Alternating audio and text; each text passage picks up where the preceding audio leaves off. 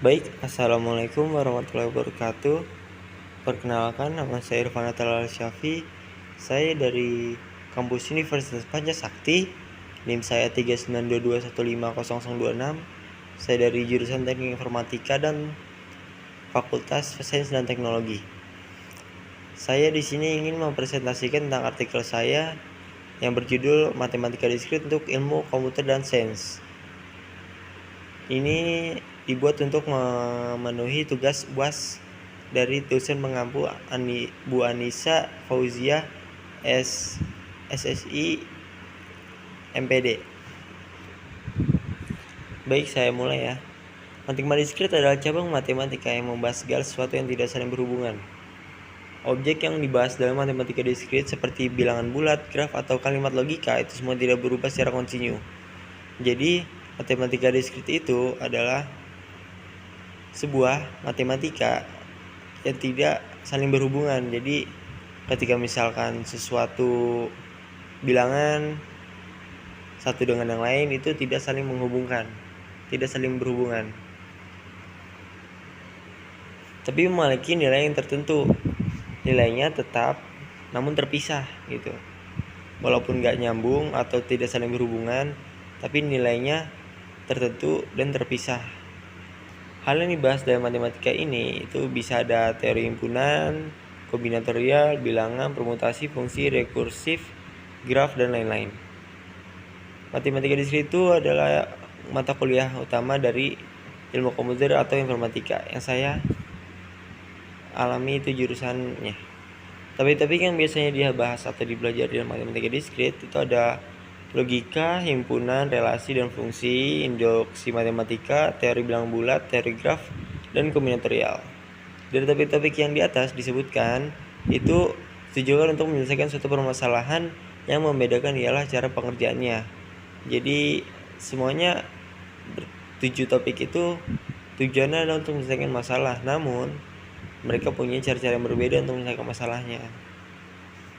Contohnya ada cara mengerjakan soal berdasarkan logika, ada yang menentukan jaringan yang lebih efektif ketika ekonomi tidak memadai, menghitung dikit-dikit, membuktikan suatu persoalan, terus menentukan rute-rute, seperti itu. Baik, yang pertama saya akan membahas tentang topik logika. Ada contohnya 12 lebih kecil daripada 10 merupakan proposisi bernilai salah. Kenapa salah? Sudah jelas, 12 lebih kecil dari 10 itu salah. Harusnya 10 lebih kecil dari 12. Nih, jadi itu adalah contoh yang salah. Yang kedua ada topik himpunan. Misalkan A 2, 3 dan B 1, 2, 3, 4, maka A himpunan sebagian B. Maksudnya himpunan A itu 2 dan 3, B itu 1, 2, 3, 4. Di B itu ada 2 dan 3 dan A nya 2 dan 3, berarti sebagiannya ada yang sama, maka itu disebutkan dengan himpunan sebagian. Yang ketiga ada topik relasi dan fungsi. Diberikan relasi F 1U 2V 3W dan dari A 1, 2, 3 ke B U V W. Apakah F merupakan fungsi? Jawabannya adalah iya, karena relasi fungsi adalah fungsi dari A ke B. Maka F1U, F2V, F3W. Daerah asal dari F adalah A dan daerah hasil adalah B. Jadi fungsi itu ketika fungsi A dan fungsi B itu saling tarik menarik garis. Jadi 1 dan U, 2 dan V, 3 dan W. Kalau misalkan ada satu fungsi yang bisa menarik 2 garis, itu adalah bukan himpunan atau bukan relasi. Seperti itu.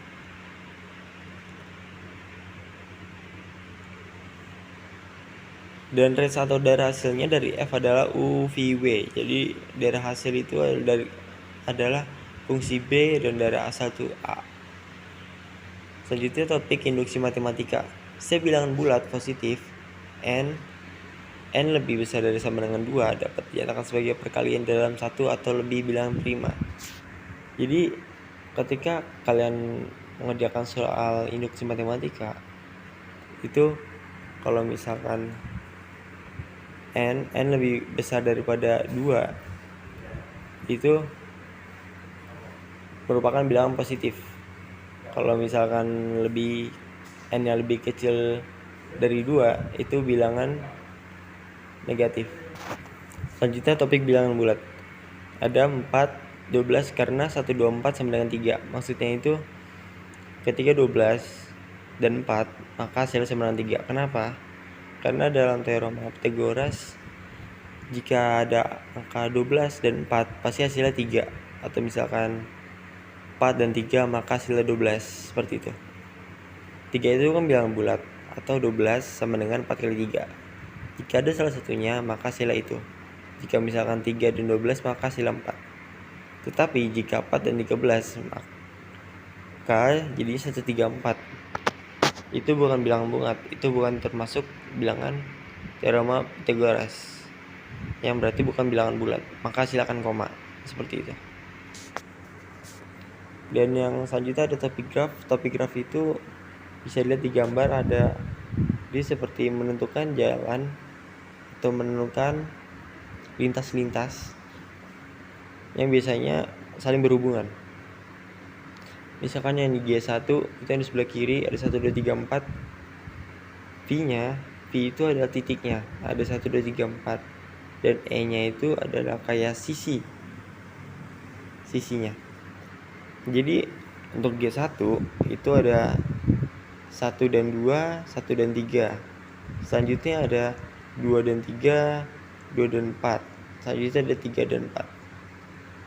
Maka jadi F-nya itu ada 1, 2, 3, 4 dan sisinya ada 5. Untuk yang G2 itu ada F-nya juga 1, 2, 3, 4. Namun bisa dilihat itu bisa memiliki sisi yang banyak, atau E. Ada 1, 2, 2, 3, 1, 3, 1, 3, 2, 4, 3, 4, 3, 3, 4.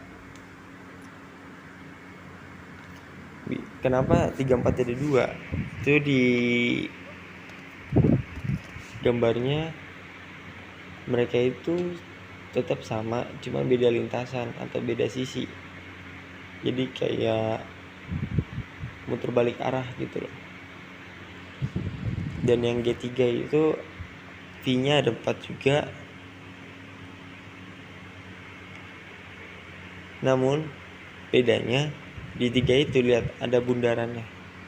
Bundaran itu dihitung 1 karena tidak bertemu sisi dengan sisi, namun lebih ke arah si titik balik lagi ke titik.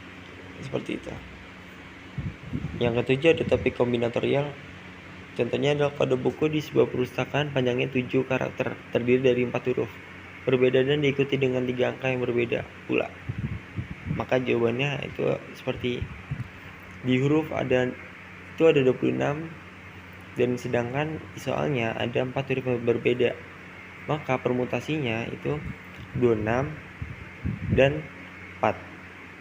Berarti 26 faktorial dan 4 faktorial kali permutasi, angka itu ada 10, 0 sampai 9. Dan yang berbeda itu cuma 3. Maka permutasinya 10 faktorial dan 3 faktorial. Dihasilkan jadi 258.336 juta. Maka kesimpulannya itu berbagai aplikasi dari program komputer tidak lepas dari penerapan aplikasi matematika. Di antaranya adalah operasi aljabar, boolean, teori graf, matematika diskrit, logika simbolik, peluang, dan statistika. Teknologi yang semakin berkembang ini menunjukkan perkembangan manusia dalam menerapkan matematika dalam pengembangan bidang lainnya. Contohnya penerapan matematika diskrit dalam komputer dan sains, yaitu ada probabilitas, yaitu suatu kejadian angka yang menunjukkan kemungkinan terjadinya suatu kejadian yang bernilai 0 atau 1. Itu biasanya ada di tabel kebenaran. Itu ada di matematika diskrit. Dan yang kedua ada algoritma. Algoritma seperti yang kalian MTK pasti selalu ada algoritma ya. Dan kalkulus itu cabang ilmu matematika yang mencakup limit, turunan, integral, dan dari tak hingga. Ini kalkulus itu menurut saya lebih susah ya. bahkan salah satu topik yang lebih susah, karena bilangan itu sangat banyak dan itu kita harus memecahkan masalah kompleks, dan aljabar aja tidak cukup untuk mencahaykannya gitu loh. Jadi termasuk matematika paling susah menurut saya. Dan ada logika, penerapan logika matematika dalam ilmu komputer itu sebagai belajar bahasa pemrograman serta data dan kecerdasan buatan dan basis data. Jadi untuk menyelesaikan masalah berdasarkan logika, dan ini berperan sangat penting ya untuk mengembangkan hardware dan software. Baik, cukup sekian dari presentasinya dari saya. Apabila ada salah-salah kata mohon dimaafkan. Assalamualaikum warahmatullahi wabarakatuh.